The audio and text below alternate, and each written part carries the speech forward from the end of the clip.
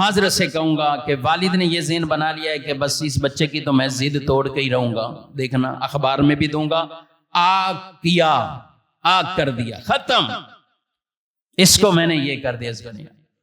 یہ آگ کوئی چیز نہیں ہے، یہ آگ کرنا شرعی طور پر کچھ نہیں ہے۔ آپ اخباروں میں دے دیں، آپ ٹیلی ویژن پہ چلا دیں، آپ کہیں بھی جمع کوئی بھی رپورٹ کروا دیں کہ میں نے اس بچے کو آگ کیا ہوا ہے۔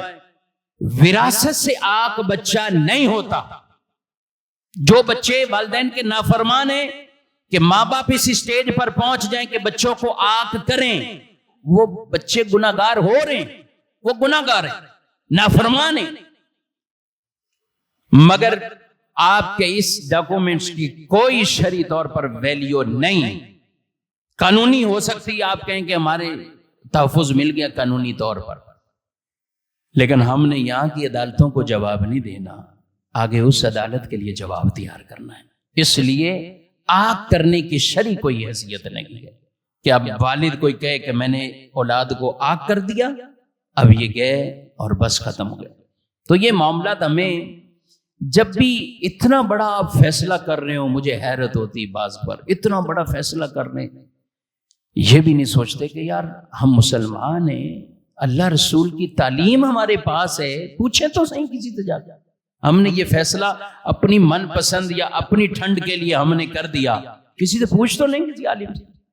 کوئی عالم آپ کو شرعی فتوی دے گا، مسئلہ ہی بتائے گا۔ عالم مفتی کے پاس کوئی پولیس تو ہوتی نہیں ہے کہ آرڈر جاری کرے گا اور فوراً آپ کو کہے گا یہ فلاں فلاں کر کے آ جاؤ۔ وہ آپ کو دینی مسئلہ بتائے گا، اور عالم کی ذمہ داری ہے اتنی کہ وہ آپ کو شرعی دینی مسئلہ بتائے، اس کے بعد نافذ کرانا یہ عالم کی ذمہ داری نہیں ہوتی کہ وہ اب زبردستی کیسے نافذ کرائے گا، نہیں کرا سکتا۔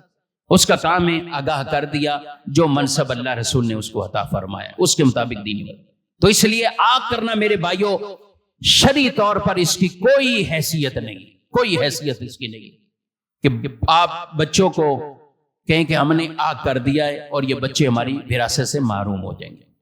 کئی لوگ سوچ رہے ہوں گے یا بعض اوقات ذہن میں آتی باتیں، ہمارا یہ بیان بعد میں بھی لوگ سنتے ہیں، جاتا ہے مختلف، یار ہمارے والد نے تو یہ کر دیا تھا، اب کیا کریں؟